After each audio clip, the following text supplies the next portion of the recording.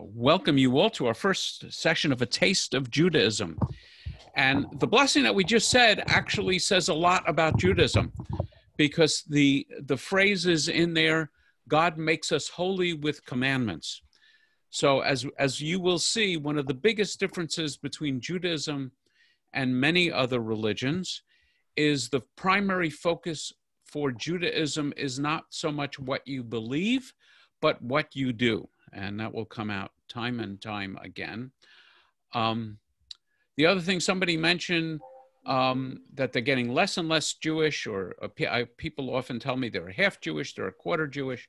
I'm here to tell you there is no such thing. Either you're Jewish or you're not Jewish. I often say, what does it mean to be half Jewish? Does that mean you can eat half a ham sandwich? And the answer is no, because there is no such thing as being half Jewish. Traditionally, Jews and Judaism do not seek converts. And in fact, in the Jewish tradition, it is customary to discourage people 3 times when they are seeking to convert. So I'm now going to do this. Those of you who are interested in conversion, don't do it, don't do it, don't do it. Okay, consider yourself appropriately discouraged. And now I invite you to learn along. The one nice thing, I learned this from Rabbi Greenbaum, my rabbi at Temple of Dat Elohim when I joined years and years ago, almost about 30 years ago. Judaism is the one true religion for Jews. It isn't the religion for everyone. If we were striving to be the religion for everyone, we would not be doing a very good job. We are striving to be our people. And one of the things that Judaism often is said to stand on is it's like a 3-legged stool.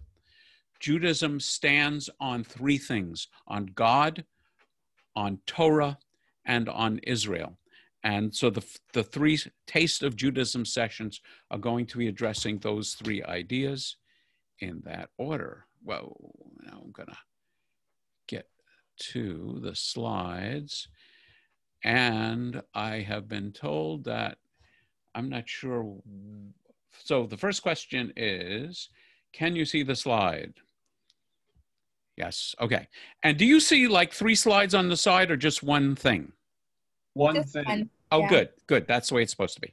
Okay, so welcome. I am the community rabbi for the Jewish Federation of Ventura County, and my work is supported by them.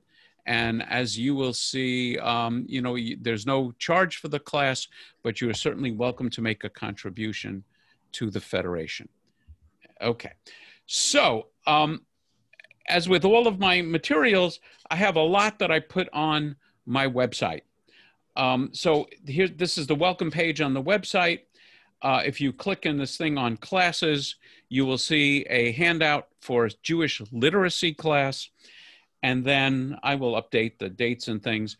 But here will be a PDF of all of these slides, just a list of suggested reading. There's a lot of suggested reading, and I've put an asterisk next to the ones that I think I would recommend you take a look at first. And then I will be, depending on how much time we have, I will be talking about some specific texts about God. And so I have a copy, in PDF format of those texts as well. Also, for those of you, most of you have actually registered on the website. It would be helpful to me if you go to my website and click on the register for the class, just to make sure I have a current email address and a telephone number.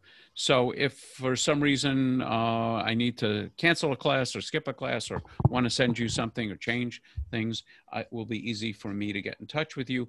And somewhere probably, let's see if I can get back. Yeah, probably in here I will have all the recordings of all of the sessions.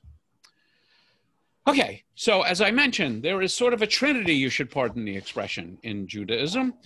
God, which really focuses on spirituality, and that's the focus of our discussion tonight. Torah, the word Torah means more than just the scroll in the Ark, for those of you who are familiar with that. It means more than just the first 5 books of the Bible, but it refers to all of Jewish instruction. In fact, the Hebrew word Torah means instruction. Scripture, ethics, and rituals, the Jewish way of life, and Israel. Israel means more than just the modern state. And I always know how old the state of Israel is because it's 2 weeks older than I am. So the state of Israel is now 72 years old. But the people Israel, you know, you could trace back to Abraham. And the land of Israel, of course, is eternal. So it definitely corresponds to those three things. So that will be our Taste of Judaism class. And then the class will just continue covering individual topics, and the syllabus is also on the website. It's just a taste. Judaism is infinitely broad and infinitely deep. You know, Daniel talked about being interested in liturgy. We could, Daniel, you and I could spend 3 or 4 hours talking about the Kol Nidre prayer, one of the most interesting and problematic prayers in our tradition, and we still would have only scratched the surface. So of all of Judaism, we could focus on liturgy. Of all of liturgy, we could focus on the high holidays. Of all the high holiday liturgy, we could focus on the Kol Nidre prayer and spend a tremendous amount of time there. Well, we're not in this overview class. We're going to kind of race through things. There are lots of other opportunities to study, actually, particularly during these crazy times. I lead a group on Monday nights, and we are just covering all sorts of interesting things. Murray, you mentioned Kabbalah and mysticism. I taught a class, and the recordings are online about Kabbalah. So some of you will have heard before who have studied with me. Why religion became important in my life. There are sort of emotional and logical reasons, but the two logical arguments concerning why I believe it's essential to be part of a religion, and I'm choosing my words very carefully, and to act as though God exists. And here are the two reasons, and we could spend the rest of the night just talking about those. Without God, there is no objective good or evil. If there's no God, we are a biochemical accident which happened to evolve and develop, and we each may have different ideas about what's good and evil.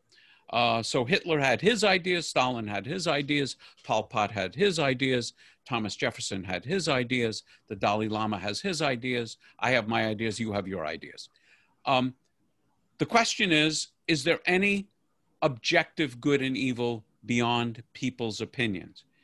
Everything that Hitler did was legal, according to the laws of the state of Germany.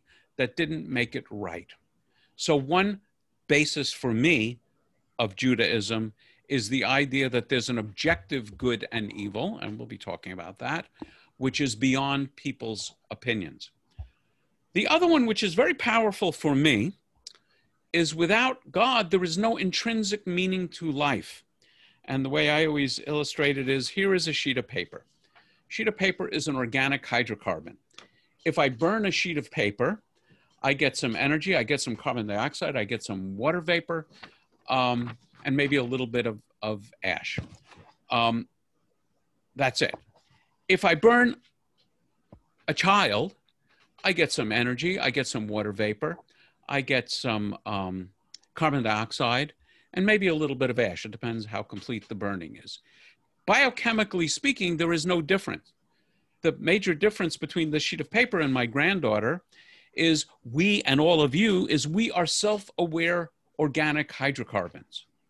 And we can invent meanings to our life, but if truly the only element that brings us here is a biochemical accident, there really is no meaning. We're just the result of this accident. I can't prove that that's true, but I refuse to live my life as though it's true. So people often ask me, why do I have to be religious? I don't trust organized religion. Why can't I just be spiritual? One of the key elements, particularly of Judaism, is Jewish spirituality leads you immediately into looking at texts, and hopefully we'll have time to take some close look at some texts tonight, which for Judaism bind you to mitzvot. So the example I like to use is I go for a walk in the woods and I feel wonderful. I feel at one with the woods. I feel at home. I feel gratified. I feel lucky. I feel terrific. Then what? What's my response to this? Religion, specifically Judaism, would then obligate you to mitzvot. You have to acknowledge the gift you've received.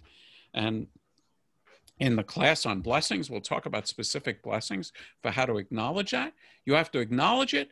But what God really wants, we understand in Judaism, is not so much praise and plaudits and so on. What God is really interested in is us doing mitzvot, some of which are ritual, wearing a yarmulke, saying a blessing, many of which are ethical, feeding the hungry, making the world a better place. So I like the idea that religion demands things of you. You have a great life, you are blessed, mazel tov. Now, how are you going to make it so that other people are similarly blessed? And then in terms of organized religion, the word religion comes from the same root word for the word ligament. It's what binds and connects people. If the purpose of religion is to make the world a better place, and certainly is true for Judaism, why wouldn't we organize? We can do much more. When a temple has a blood drive, it's much more powerful than if I just get, an email telling me the Red Cross is having a blood drive. Because if Larry calls me up and tells me, as head of whatever committee, we're having a blood drive and we really need you, 3 weeks from Tuesday, then I have an obligation. So religion binds us together to make the world a better place. It's also a way to hand off ethics from one generation to another. I want to be clear. Being religious doesn't make you a good person. It doesn't necessarily make you an ethical person. And there are many people who are not part of any religion who actively deny the existence of God, who are wonderful, good people. Religion is a vehicle for handing down these mitzvot, these teachings from one generation to another. And just like you can't speak without a language, you can't be religious without a religion. Going to continue. So let me ask you, those of you who would like to contribute, what do you think about God? I know many of you, don't believe in God, and I am perfectly okay with that. But if someone would ask you to describe God, sometimes when people don't believe in God, I ask them, tell me about this God that you don't believe in. And often I don't believe in that kind of a God either. So how would you define God or religion and God's interaction with the world? If any of you would like to contribute.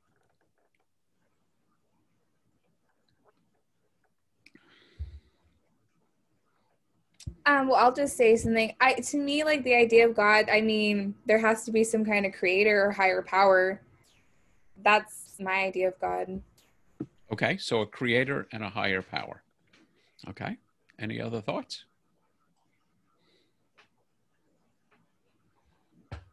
Okay, let me go on.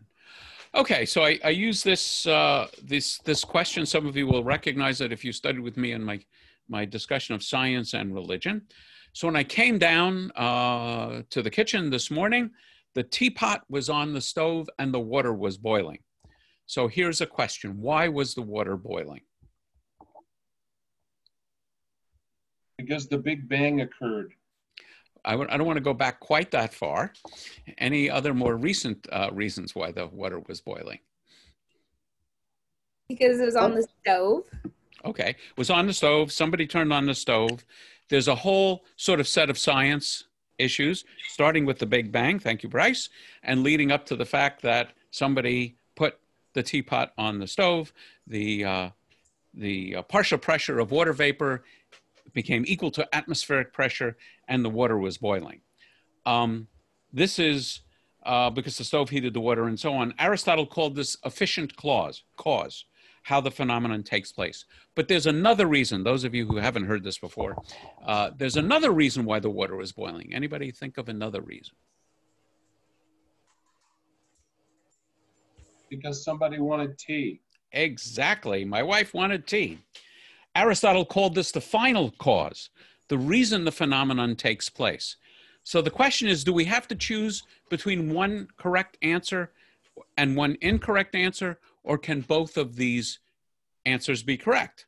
There's science and engineering involved, and there's the desire to have tea. So this leads us to the question, why is there a universe? And one answer is everything we know about cosmology.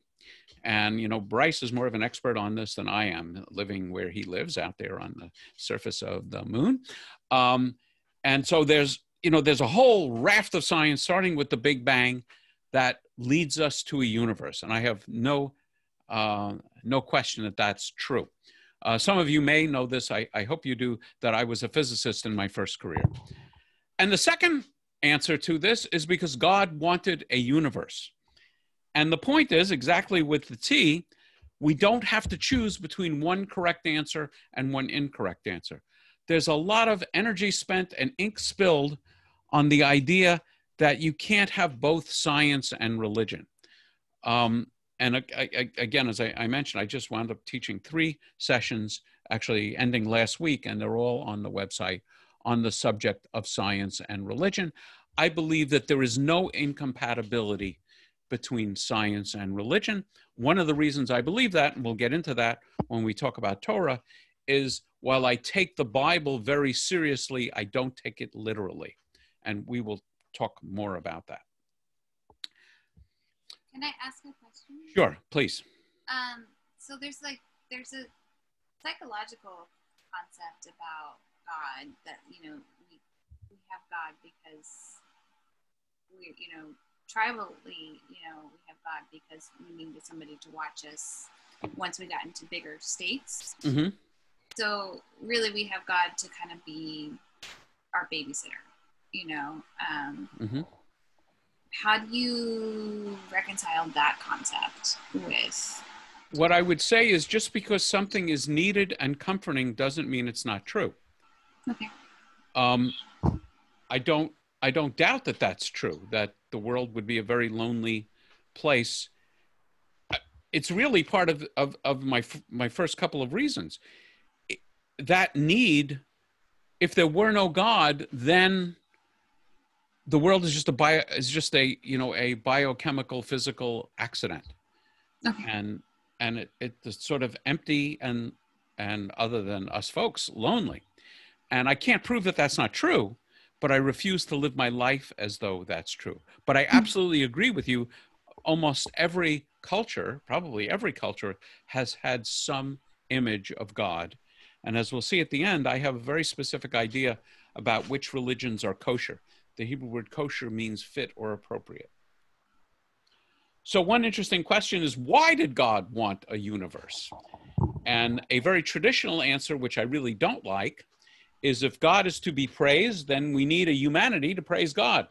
Can't have a choir praising you if we don't have a physical universe developing into a choir. That's a little egotistical.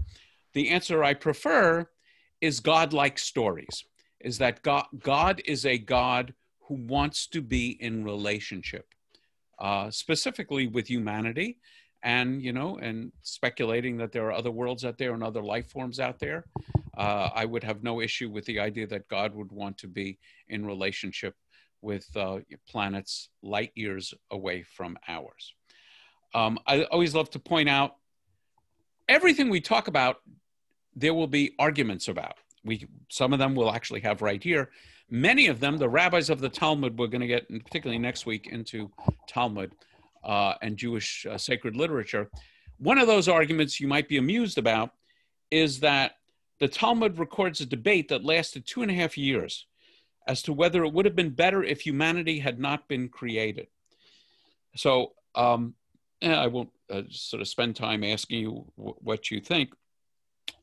But the rabbis thought about it quite diligently for 2.5 years, and they came up with a decision. It would have been better had humanity not been created. But since we're here, we better make the best of it.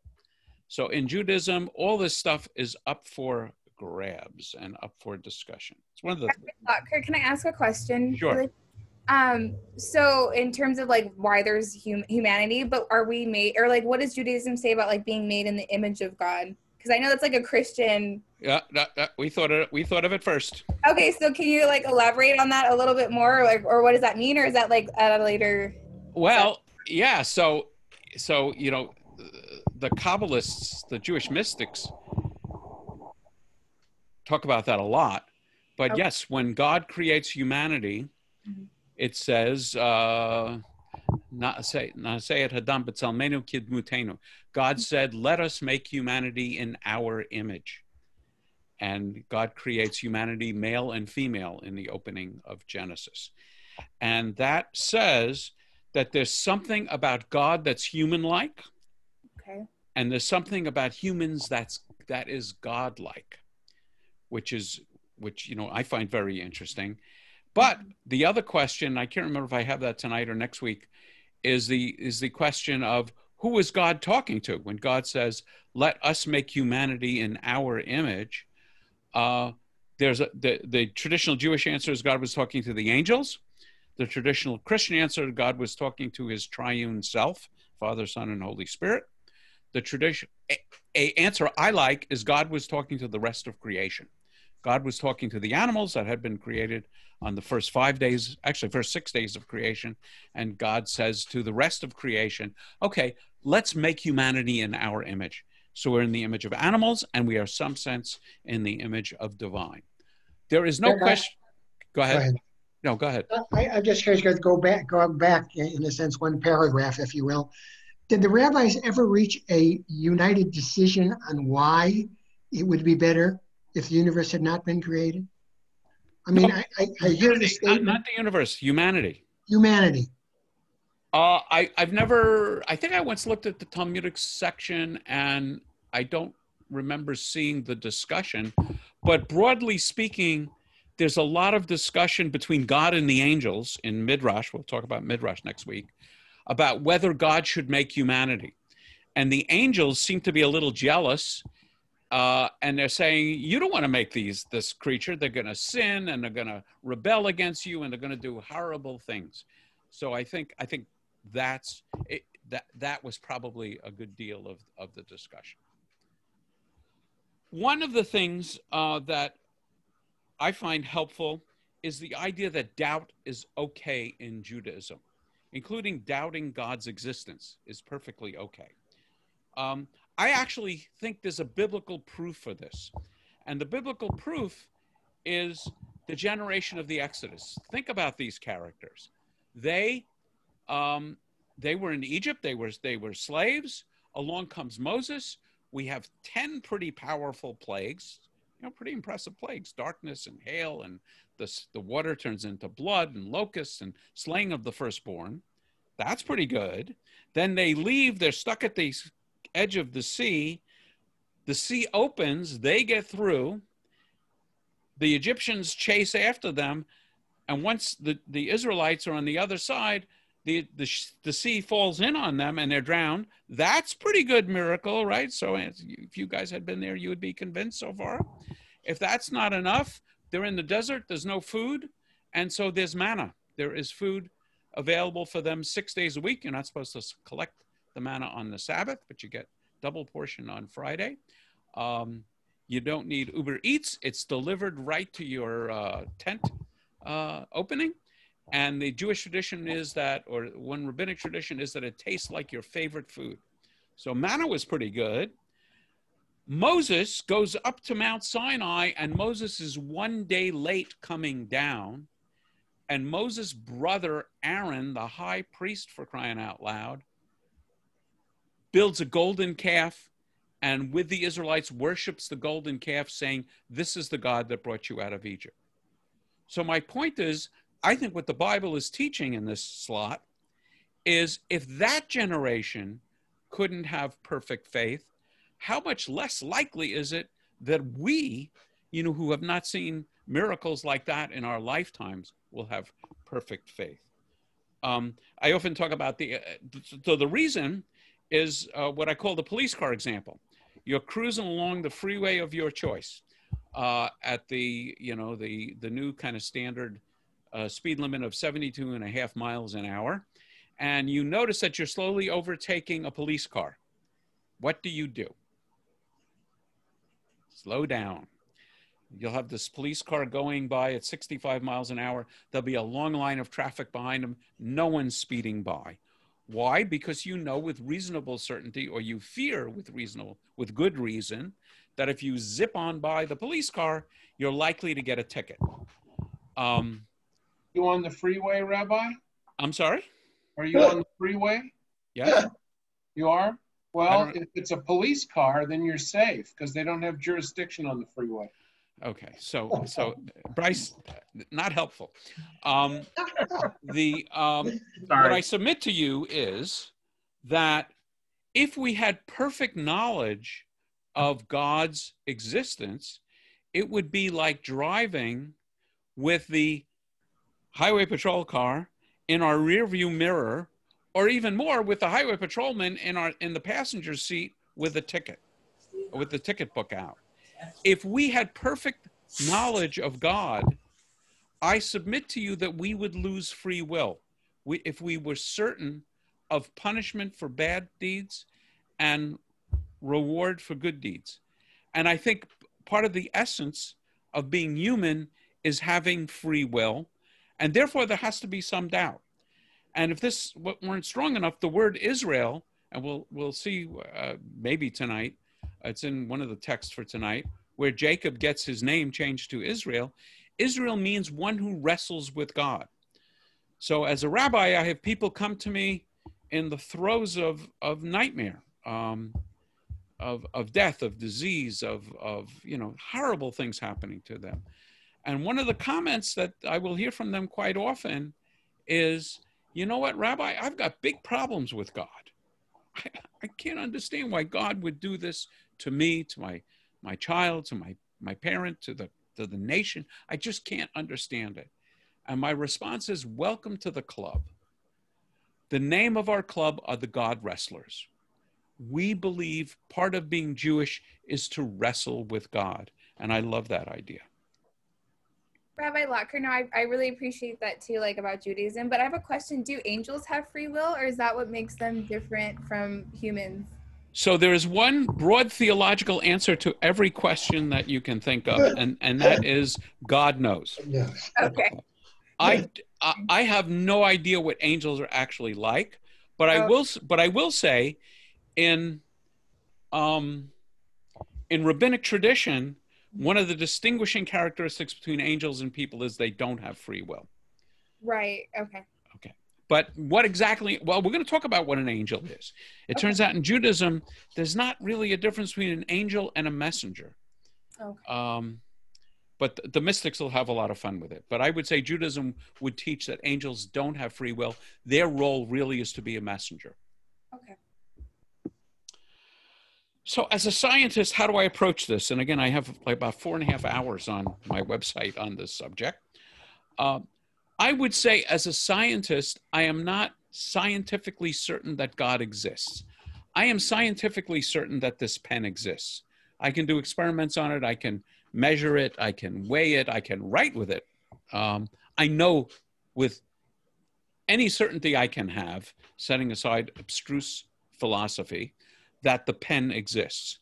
That's knowledge, in Hebrew, da'at. I have faith that God exists, in Hebrew, emunah, same root as the word for amen, adding your faith to that of a prayer. It's not the same, but I believe in God most of the time. There are times when I just feel so distant and so discouraged, I absolutely don't believe in God. There are times when I am filled with ecstasy and certainty about my belief in God. But one of the things I will say, which you might find a little puzzling, is that while I may have doubts about God, I have no doubt that I have a relationship with God. And I have called God names in my own personal agony and tragedy that I would never call another person. My relationship with God isn't always hunky-dory and, and flowers and light. And I would submit to you that any real relationship is filled with a mixture of emotions. And I would say that's certainly true of my relations with God. I pray to God, I talk to God, I cry with God, and listen for God's response. I believe God has responded to my prayers. I believe I've been guided by God. You know, 20-something years ago, I was a physicist, happily employed, chasing windmills. I was president of a wind power development company, put up windmills in Palm Springs, Hawaii, and other places. And I believe God acted in my life and put me on this path. I'm committed to doing God's work in the world, therefore God works in the world. I'll say more about that. I mean this literally. God gets the credit. When I visit someone in the hospital, if you give to tzedakah, charity, when Mother Teresa takes care of the sick and hopeless in India, the humans are the vehicle, but God gets the credit because people are doing this, many of them, in response to religious teachings. And even those who might actively deny that they believe in God were raised in households where those teachings had religious origins. I've been touched by God working in the world. I've been helped by God in my congregation at the deepest, most painful parts of my life, going to Temple of Dad Elohim and being comforted there and being helped there and being guided there has been life-saving for me. Friends, caregivers, rabbis, teachers, and others. And so when I take the time to remember, I look up from the mud, you know, that's going on in my life, I can see the miracle of God working in my life. And I see the face of God in the faces of people around me. Central teaching of Judaism about being created in God's image is that when we look at other people, we don't just see people, but in some sense we see the image of God. So therefore, God works in the world. When I go to a hospital and I help somebody out, when someone helps me out, I believe God is doing that work. And I'm inspired to do more for people and do it in God's name. And I always talk about a midrash. You'll hear more about midrash. But, you know, this is probably 1,600 years old. Midrash is the rabbis really reading the Bible carefully and drawing more questions and answering questions from that analysis. Isaiah quotes God as saying, "You are my witnesses, and I am God," which is sort of an interesting statement. But the rabbis are saying, well, what does that mean? And they come up with a rather obvious interpretation saying, if you're not my witnesses, then I might as well not be God, which I think is very powerfully true. Maybe back in the old days, and I can't remember how much I get into this, God worked miracles. I actually think that's a sort of a dream of our spiritual infancy. But these days, God doesn't work those kinds of miracles anymore. But what God does is send people into the world to do God's work. And if people are doing God's work, then God works in the world. And if people are not doing God's work in the world, then God is irrelevant and might as well not exist. And it fits very nicely with the Kabbalistic image. One of the words for being created in the image of God also means shadow of God. So in some ways, the mystics would say, we are the shadow of God. And so if you see a shadow, chances are there's a person casting that shadow. So when I go visit somebody on a hospice and try and help someone who's dying and help their family, God's shadow, bring God into the room. I can't help it. I, in effect, force God to come into that room. And so it's a mystical insight, which I think is quite literally true. Judaism is a form of ethical monotheism. Ethical monotheism has two major elements. It's monotheism. It means that there is one God. And it's ethical, which means the primary demand is that we be ethical to one another. I would say this is especially true in Reform Judaism, where the ritual issues about keeping strictly kosher, praying 3 times a day, and so on, take a backseat to the ethical issues. One of the fascinating elements about thinking about all this material is that, according to Jewish teaching, God created the world incomplete. Think about it. God could have created a perfect world a world with no war, a world with no hunger, a world with no poverty, a world with no hatred, a world with no disease. Absolutely perfect world, a world where you wouldn't need to get haircuts, an absolutely perfect world. But if we lived in such a world, what would our job be? If we lived in a perfect world, we would literally have nothing to do.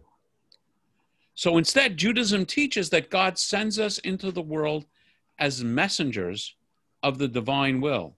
And remember, Ellie, the Hebrew word for messenger is the same as the Hebrew word for angel. God could have done it all, but the idea is God takes creation only so far and turns over to us the job of completing creation. If we are created in God's image, then we must have some serious, ethical, meaningful, creative, productive work to do in the world, rather than just, consume oxygen and food and eliminate wastes and, increase entropy in the world. We must have something seriously, holy, sacred, productive to do. And so that's the essential idea, as I understand it, in Judaism, that we are God's partner in the work of, in Hebrew, we call it tikkun olam, of repairing the world. And one of the I think the most powerful insights from Jewish mysticism from Kabbalah, is the idea that God cannot do this work by God's self. God needs humanity to do this work. And if you think about it, suppose you try doing this for your kids. You would say, don't worry, kids, I'm going to provide you with all your needs. And, oh, yeah, I'll pick out your clothing. I'll pick out your toothpaste. I'll pick out all your friends. I will feed you. You won't have to do anything. It's not so human. We would be, Rabbi Harold Kushner used this phrase, we'd be the moral equivalent of lima beans. So we are created, the Torah teaches us, B'Tselem Elohim. We have free will. We can build gas chambers like the Nazis, or hospitals. It's up to us, and God does not force our hand. Sometimes we might wish that God would force our hands.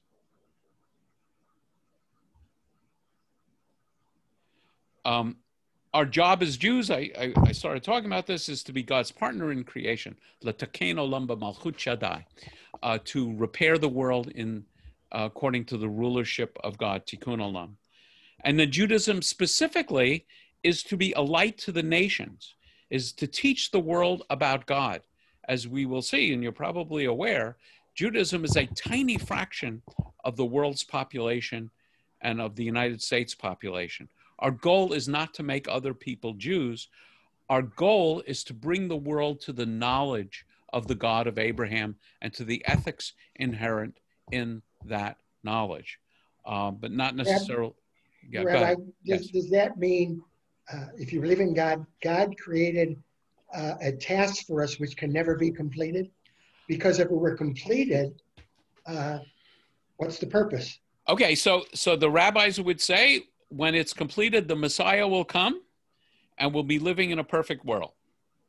When that happens, I'll let you know. Okay? And the Talmud says, Lo alecha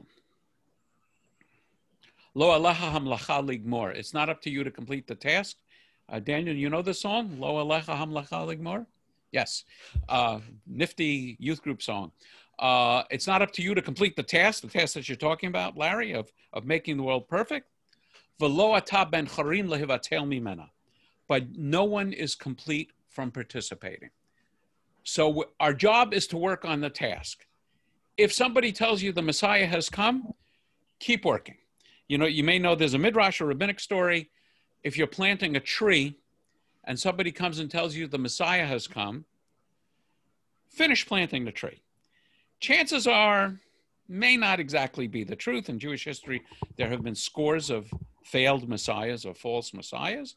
And if the Messiah came on Tuesday, on Thursday, he'll still be here, or she'll still be here. So planting a tree is really important, whether the Messiah has come or not. Also, Rabbi Lockhart, too, I from what I come to understand, too, like Judaism is like a religion of like action versus just faith. Yes. So the emphasis on Judaism is on mitzvot, which are commandments, which are actions. In Christianity, it varies. You'll hear me mention this number over and over again. There are 43,000 different Christian movements. I wrote a book, some of you are aware. It's actually going to be one of the books I will suggest you get if you want to stay for the full 18 weeks, called A Christian's Guide to Judaism. In writing that book and trying to summarize Christianity, it was hopeless because 43,000 different takes.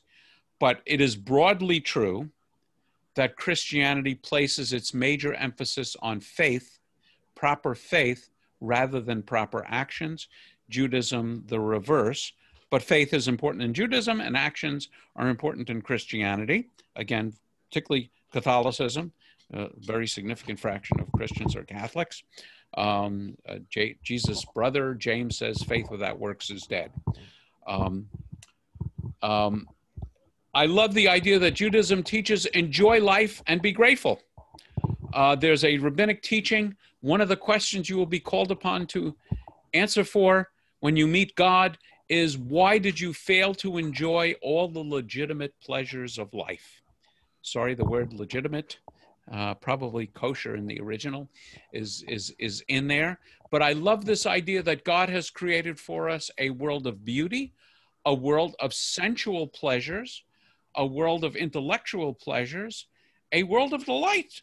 And God expects us to participate in the smorgasbord and to taste as much as we possibly can. I love that. The asceticism, self-denial, never took hold.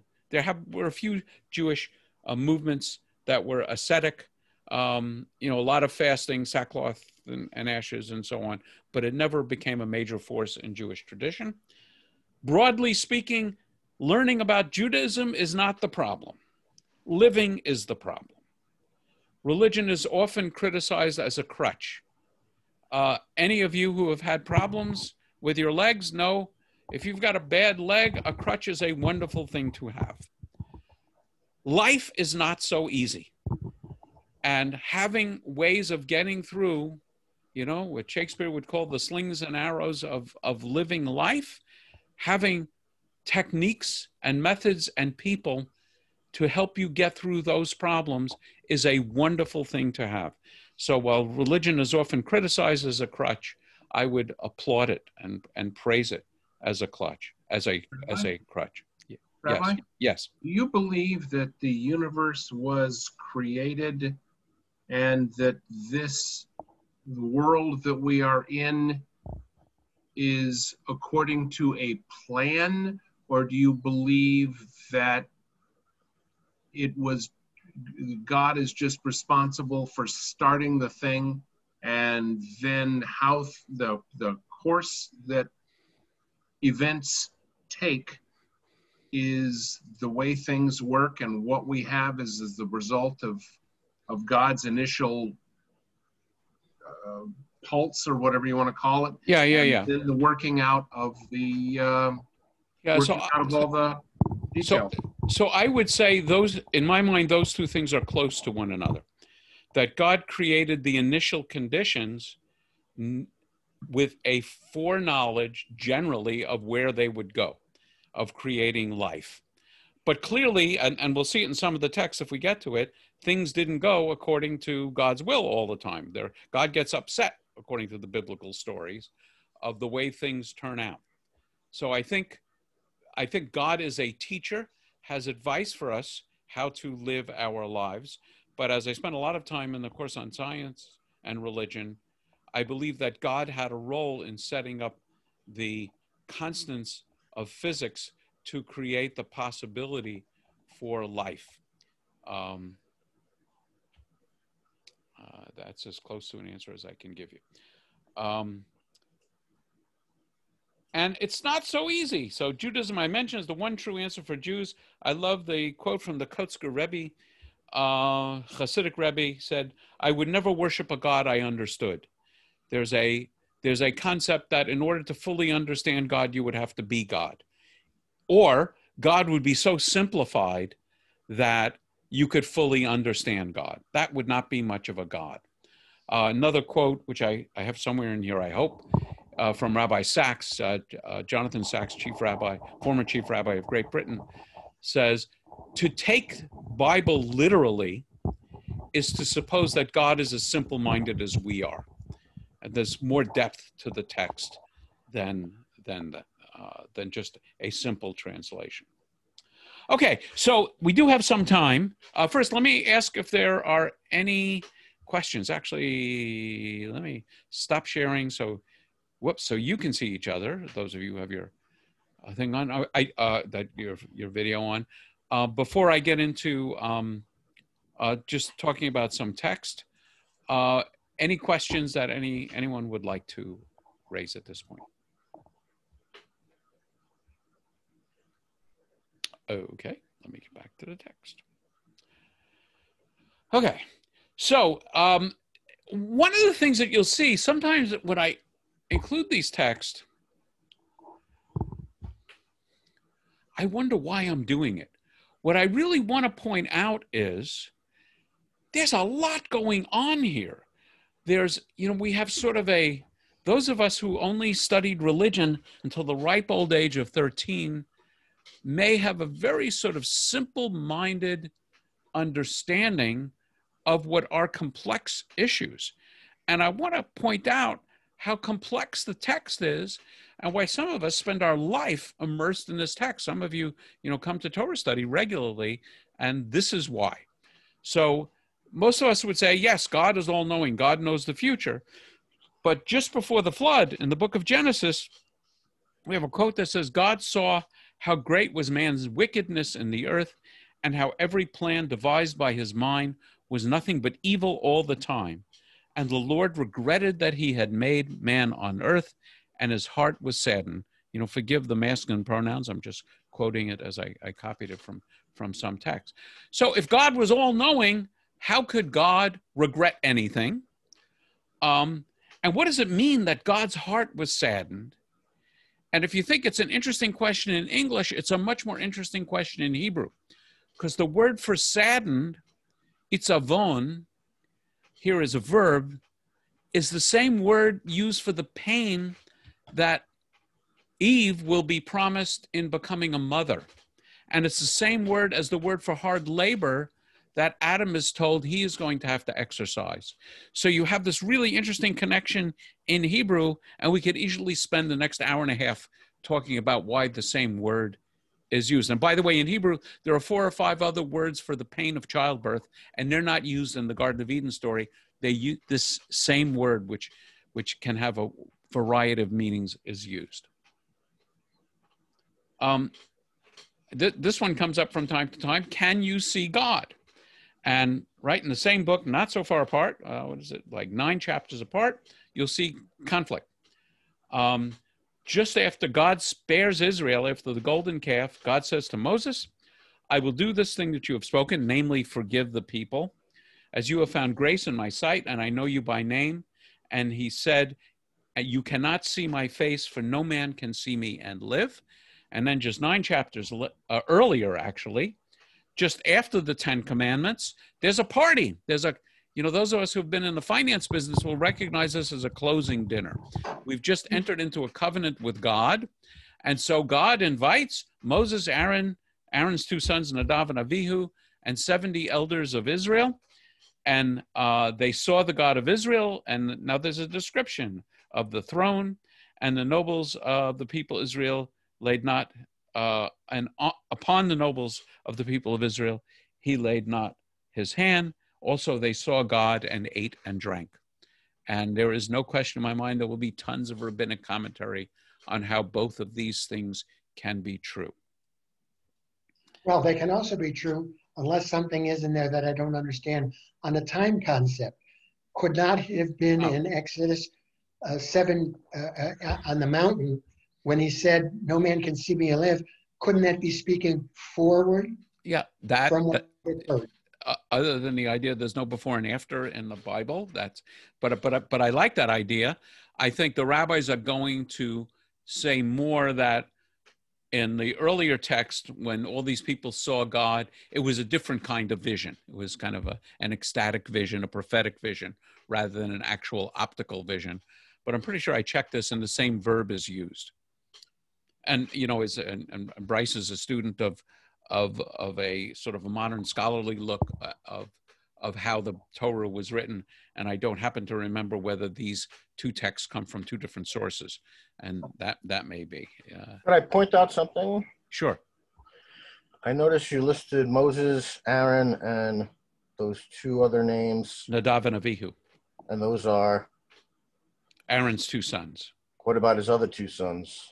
I don't know why they weren't invited to the party. I think that's because God killed them. No, they killed Nadav and Abihu. So this is before this is before the magic fire. This is before the consuming fire. Yes, yeah, and his other two sons, Pinchas, and I can't remember the other one's name, other ones who survive as successor priests. But it's an interesting question. Moses' sons weren't invited to the party, and Aaron's other two sons weren't invited to the party. And, Murray, you can study the text and come up with answers as to why those were chosen. I have no doubt that somewhere someone has commented on that, but it's a good observation. Here's a very troubling text. Does God play fair? In Exodus 7, before Moses goes to Pharaoh, God is talking to Moses. And he says, I'm going to tell you stuff. You'll repeat all that I command you and your brother to speak to Pharaoh to let the Israelites depart from the land. But God says, I will harden Pharaoh's heart that I may multiply my signs and marvels in the land of Egypt. When Pharaoh does not heed you, I will lay my hand upon Egypt and deliver my ranks, my people, the Israelites, from the land of Egypt with extraordinary chastisements. And the Egyptians shall know that I am the Lord when I stretch out my hand over Egypt and bring out the Israelites from their midst. So before the whole story, with Charlton Heston going to Yul Brynner and back and forth with different plagues and so on, we know that Pharaoh is not going to give in. How do we know? This text tells us. How does Pharaoh resist these incredible weapons of mass destruction? He resists because God, there's two verbs used. One is harden, the other is stiffened Pharaoh's heart. So then the question, a very reasonable question, is it fair? Is it appropriate that the Egyptians were punished when it was actually God, in a sense, forcing Pharaoh's hand? I think it's a legitimate question to be upset and angry about. The rabbis will say God gave Pharaoh extra strength in order to make it a fair fight, because the fight of Pharaoh against God was not a fair fight. So God gave Pharaoh some extra strength. Hang on a second. Yes. If God really wanted to help the Israelites, wouldn't he have softened Pharaoh's heart? Oh, just change Pharaoh's mind. Pharaoh wakes up one morning and says, what was I thinking? Who needs these Israelites? Let them go. The God who split the sea, the God who created the universe, the God who set the sun and the moon into orbit could just change Pharaoh's mind, right? Well, this says that he will harden his heart. He's actually doing completely the opposite. That would be helpful. Yes. So the question is why? So anybody want to hazard a guess as to why? Well, he says it. Yeah. Yes. He says it right there. I will harden Pharaoh's heart that I may multiply my signs and marvels. Right. So he wants to show off for the Israelites. One of the things that's going on here is the battle of God versus the gods of Egypt. And if you go through, I'm actually going to give a talk one of these Monday nights, maybe this coming Monday, to the Temple of Dat Elohim men's Torah study. It's not men's Torah study, it's open Torah study. We're talking about God for several weeks. In the early versions of the Bible, Judaism is not monotheism. Judaism is monolatry. Monolatry is the belief that although there are many gods, our God is the most powerful and the top God. And clearly that's what's going on here. The plagues are battles between the God of Israel and the gods of Egypt. If we go through at Seder, every one of those drops of blood corresponding to the plague represents a specific attack on a god of Egypt. So turning the Nile into blood, the Nile was a god of Egypt. Frogs, there was a frog-headed god. darkness is an attack of Ra, the sun god of Egypt. Pharaoh and his firstborn were also considered to be gods. So this is a battle of God versus the gods. It's a display for the Egyptians. Bryce, absolutely, I agree with you. It's also a display for us. It makes a good story. What would Charlton Heston do if this hadn't been in the Bible? It makes for a great story and one we remember. And remember, I take the Bible seriously. I don't take it literally. I would have huge problems if I had to take the Bible literally. Well, what's implicit in this, Rabbi, is that there are other gods, that because otherwise God would not have to have a battle with the other gods, and there would not have to be this back and absolutely. And in the early text of the Bible, and when I give this talk, it'll probably be this Monday, I have citation after citation from Psalms and these texts, which make it clear that in the Bible, for those of you who know a little bit about liturgy, and I'm talking to you, Daniel, and Julia, and Saul, we sing Mi Chamocha, right? Mi Chamocha Ba'ilim Adonai. It's from the song that the Israelites sang when they crossed the sea. It says, who is like you, Adonai, among the gods who are worshipped? It doesn't say there are no other gods who are worshipped. It's saying you are the top God. And there's a lot of other examples. So in the early days of Judaism, it was not monotheism, it was monolatry. But in the prophets in the Bible make it clear that there's only one God and all the other gods are false gods and not gods at all. So Judaism, another major point for you to understand about Judaism, which you will see over and over again, and it's also true of other religions, all of these religions evolve over time. Judaism begins as a nationalistic religion of the Israelites. We have our God, they have their gods, we believe our God is the strongest, and it ultimately develops into an understanding that God is the God of all humanity, a universal God. I still feel like anytime I read about the plagues, it's just like, I don't really see how it's fair to the average Egyptian who's just minding his own business, tending his farm. Yes, I absolutely agree with you. I absolutely agree with you. And if I took the text literally, I would have huge problems. You also have problems with the book of Job, too. Yes, I have problems with the entire Bible. So what's the name of my club? Those who fight God. Right. I'm trying to make that to go to the Mickey Mouse Club song, but I just realized that not all of you will even remember the Mickey Mouse Club. Oh God, of blessed memory. You can't remember something you weren't alive for. Yes, that's true. Okay. So can you argue with God? So this is actually a long text. So I'll summarize it. It actually goes on for 3 different texts. In the early sections of the Bible, in fact, it's what we're studying Saturday morning. So come on Saturday, the Temple of Dat Elohim. It's a different Zoom room. We're studying this text in detail this week. God has made a deal with Abraham, entered into a covenant with Abraham, and now God has heard the outcry of horrible people in Sodom and Gomorrah. And God says, you know what? Abraham is my guy. I better share with him what I plan to do. Tells Abraham, I'm going to destroy these 2 cities. And Abraham says, wait a minute. Will the Lord of justice not do justly? Let me see if I can find that text. Will you sweep away the innocent along with the guilty? What if we find 50 innocent people in these cities? Won't you save the entire city for the sake of those 50? Notice what he's saying. He doesn't say, save the 50. He says, won't you save everyone for the sake of the 50 innocent? And so, Abraham is kind of humble. He's saying, far be it from you, God, to do such a thing, to bring death upon the innocent as well as the guilty.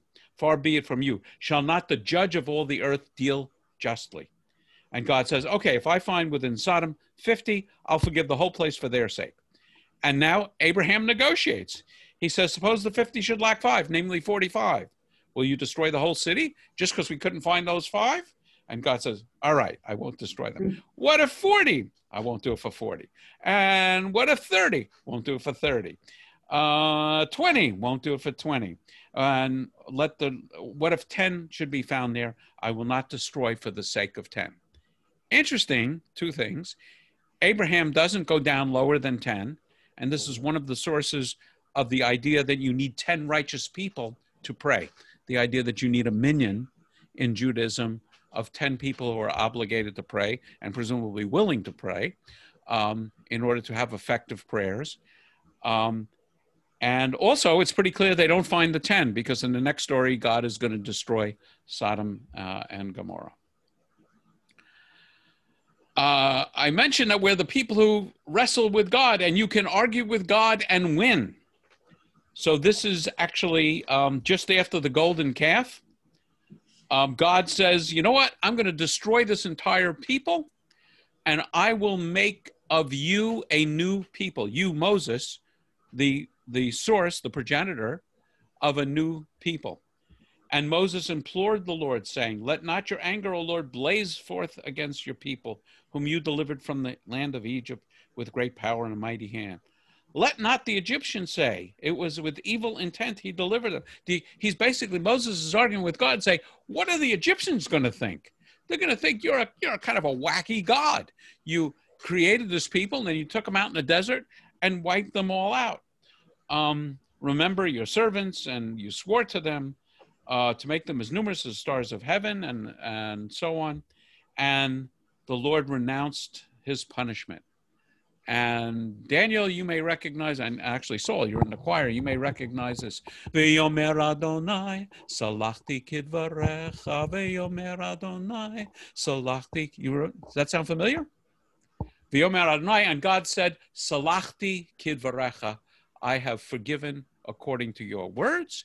A great song to sing on Yom Kippur when we're asking God to forgive us. But this is an example, and I have on one of my bookshelves up there, an entire book called Arguing with God, about all of the areas, all of the examples in the Bible and Jewish tradition of people arguing and wrestling with God. It is one of the major differences between Judaism and Islam. Judaism and Islam are quite close theologically to one another, much closer than either is to Christianity. Christianity takes a major theological leap by suggesting that God could become human and die for our sins. That goes beyond the scope of either Judaism or Islam. But as you saw, the word Israel means one who wrestles with God, and the word Islam and the word Muslim means one who submits to God. So you won't find this story about Abraham arguing with God in the Quran, but you will find lots of stories from the Torah and even from Midrash in the Muslim holy book, the Quran.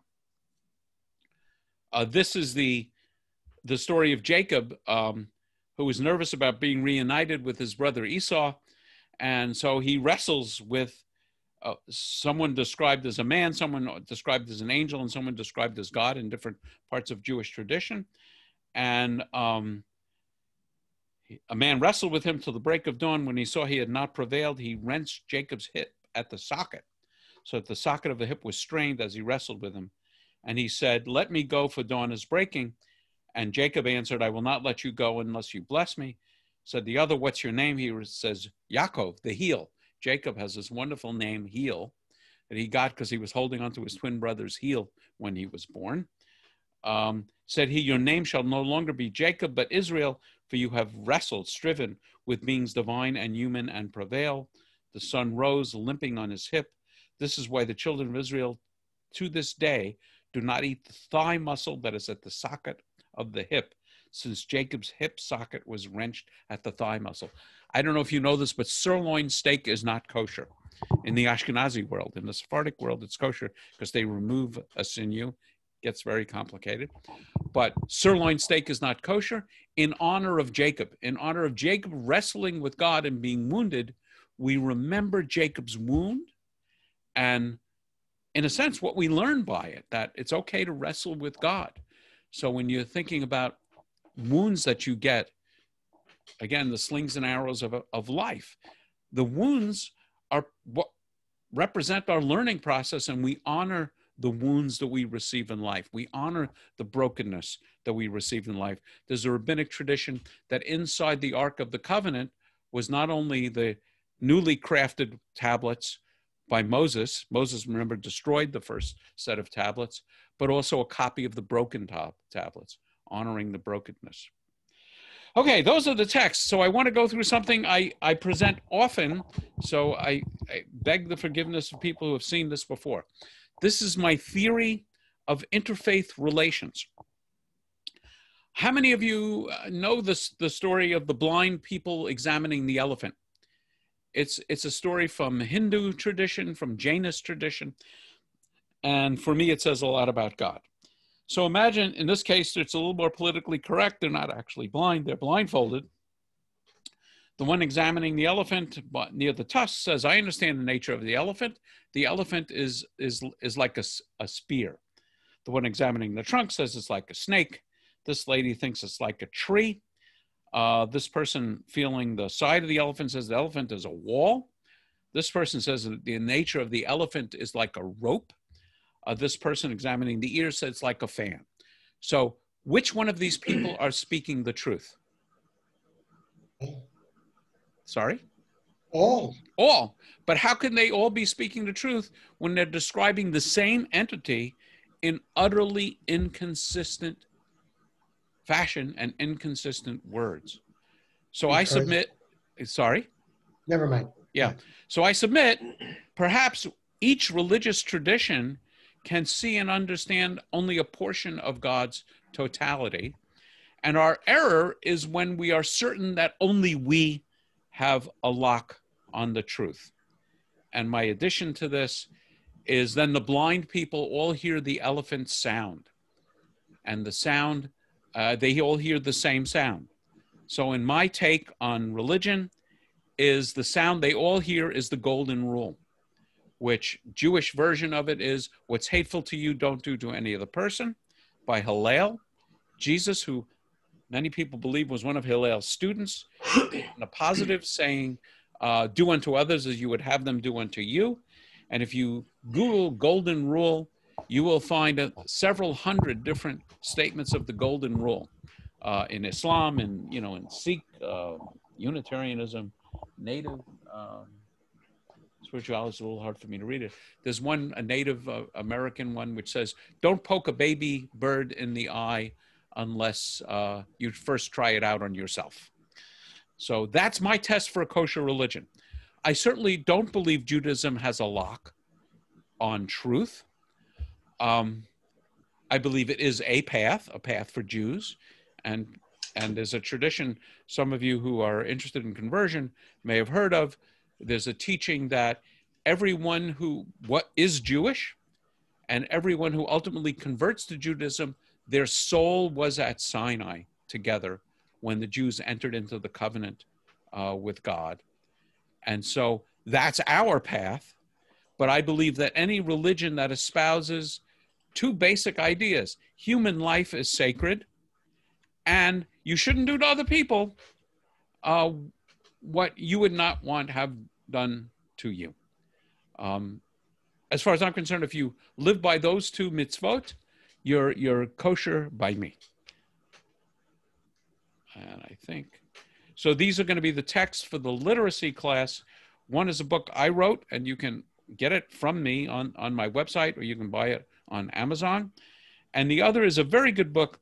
I'll mention this again as we approach the full literacy class, called The Complete How-To Handbook for Jewish Living.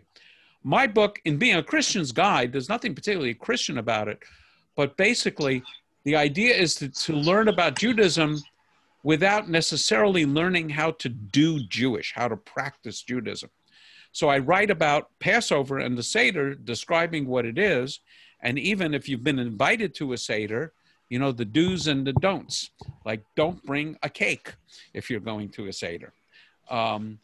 But in my book, I don't tell you how to make a Seder and what's included and so on. In this book, and it's in a handbook form, it's very good, and it really teaches you how to do Jewish. In other Introduction to Judaism classes, people will have students buy $400 and $500 worth of books. So I will happily leave that to you on your own. And that's pretty much what I wanted to say about that. So I will once again ask if anyone has any questions. Yes, Deborah, you're muted. Okay. We have just learned a whole bunch of Jewish basics, right? Yes. Sometimes the different types of Jews are the hardest on each other. Why do they do that? Have you ever heard of family squabbles? Yeah. Yeah. So, yeah, I would say on some level, maybe Kate can comment on the psychology of this. The closer you are to each other, the more intense the battle. So, Jews and Christians fight over who really God loves best, as all the stories of the two sons in biblical stories. But yeah, we will talk about the difference between the movements.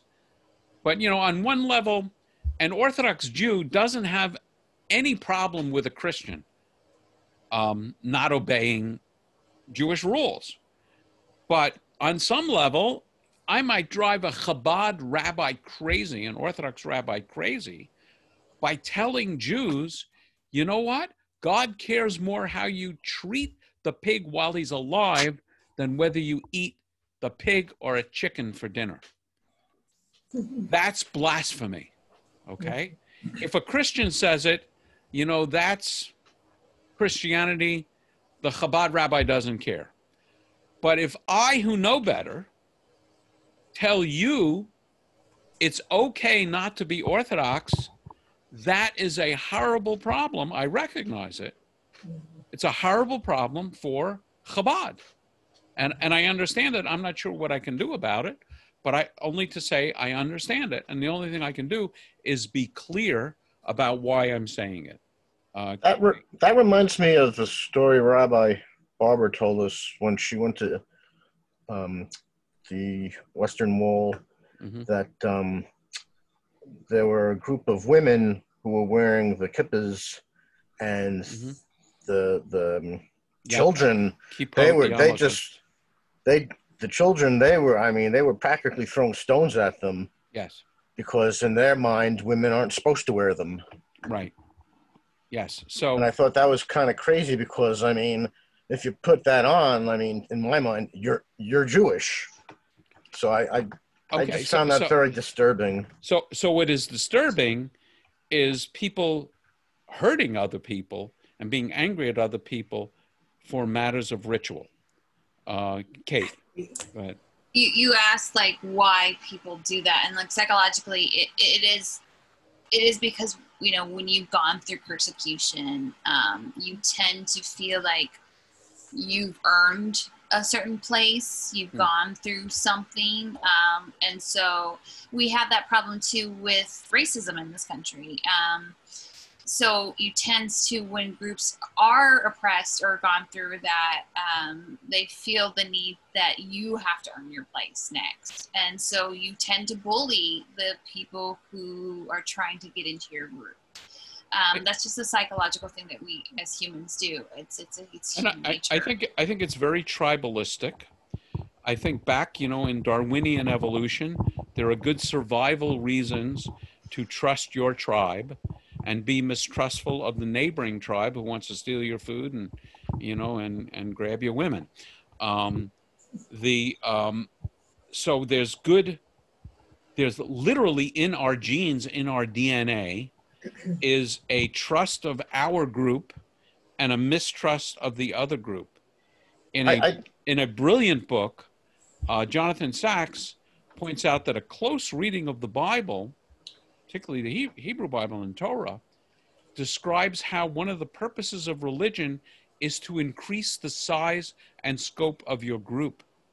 But, as you point out, the Orthodox have problems with conservative and so on and so on. I wanted to make it clear, though, that the instance I was relaying, I wasn't disturbed by the issue. I was disturbed by the just clear lack of human decency. Yes. by these people. Yes, I But absolutely. I mean, So that's how do you so, treat people like that? so that's, you know, in Judaism, in traditional Judaism, you are commanded to treat other people as though they're created in the image of God. I'll give you a powerful example. There's a rabbinic teaching that there are, and I think it's 5 things, and I probably can't rattle off all 5, that are so horrible that you would have been better off never having been born than experiencing them. And one is the death of a child. And one is the loss of your learning. And you can think about, you know, dementia. And one is the being forced to rely upon the community for your well-being, basically being in poverty. But one, which is very powerful, is publicly insulting someone else. Not publicly being insulted, but publicly insulting someone else is considered to be so bad that you would have been better off never having been born. There's a mystical tradition. We'll talk about heaven and hell and punishment. Judaism absolutely holds with the idea of an afterlife and holds with the idea in different teachings of a place of punishment, which is called Gehenna. And there's a teaching that the maximum amount of time you get to serve in Gehenna is 12 months. And the good news is you get off for Shabbat. So every 7th day you get to go to paradise and check it out. And then, you know, Saturday at sunset, back to Gehenna. Bad news, the punishment fits the crime. So if you were vain about your hair, the teaching is you're hung by your hair. If you are a gossiper, you might be hanged by your tongue. And, you know, discretion prevents me from speculating what certain sexual crimes might be punished by. So it's pretty bad, but it's only 12 months and 6 days a week, except a very few categories of people who might be forced to spend eternity in Gehenna. And this medieval teaching specifically identifies people who publicly shame others, particularly by calling them demeaning names. So I'm with you, Murray, 100%. What embarrasses me is that Orthodox people in that case are so focused on correct head covering and who should wear what when that they have forgotten what I would consider to be the far more important element of ethics and how to treat people. Yeah. Rabbi, yes. The Hebrew I know would rattle around in a thimble. However, my understanding is that the root word in Hebrew for murder, the root of the word, and the root of the word for publicly shaming and diminishing someone are the same. I don't know if that's true, but there's a teaching which goes with that, which compares shaming to murder, because when you shame someone, the blood drains from their face, and so you are considered to be someone who has spilled blood and murdered. So that in that way, I agree. Travis. I know that you were talking about the required text for the class, but did you put out a reading schedule? I didn't see anything on the syllabus. No. And it's not a lot of reading. So I've already read your book. Should I reread it again, or? Don't worry about it. Okay. Memorizing it is quite sufficient. And buying one for all your friends. Yes, Deborah. Did you want to? On a very small scale, we have some modern Orthodox relatives who love nothing better than to have us come. But when we come, I don't know the rituals. This also goes for some friends of ours who live near us. There's a time when you have to be silent. Yes. And I'm always blabbing because I don't know what the hell I'm doing. And so after you say the motzi. It's embarrassing. It's so embarrassing. Yes. Why don't they tell me, don't say anything? They humiliate me every time, but they can't wait to have us back. It's like. Okay, so yeah. I don't even know the reason for this one, but I do know the time you're talking about in a meal, any meal, right. Not just Shabbat. Right. You say a blessing over the bread, and then you ritually wash your hands, and you're not supposed to pause. You're not supposed to talk between the two, and it's probably an indication of the haste that you are to spiritually cleanse your hands so you can partake in the meal.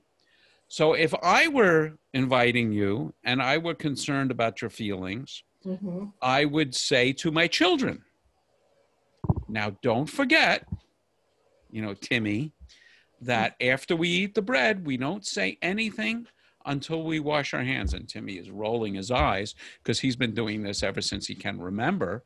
But although the dad is speaking to Timmy, he's really making it clear to anyone. And that's just being thoughtful. So I agree with you.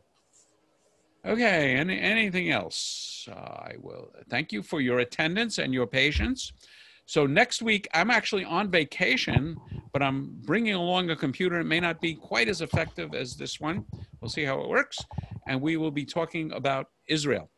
The other thing I want to mention, and I don't know quite, actually, I'm going to stop. Well, let me continue the recording just in case somebody else watches. For any of you who want to get in touch with me to talk about anything, you can do it through the website. My email address is just Lotker, Lotker @AOL.com. I am delighted to discuss these kinds of issues with you. The other thing that occurred to me is somebody mentioned, I think, clearly people who are interested in conversion may have other issues, either that you don't feel comfortable sharing with the full group, or you would like to talk about as a group of potential converts. And I am absolutely open to the idea of meeting at another time. I can be on half an hour early. I can stay a half hour late. I don't know what works for you. So if any of you have thoughts about that, either individual sessions or group sessions, there is nothing more in life I love to do more than to discuss these things. Well, I won't go quite that far, but this is definitely a few of my favorite things. So please don't hesitate to contact me if you have questions or want to discuss something's not clear, or you just want to spend time exploring. I am honored and delighted to do so. So with that, I look forward to seeing you next time. Those of you who have a moment, take a moment to register on the site, and then I will have your contact information. So I'm going to stop the recording.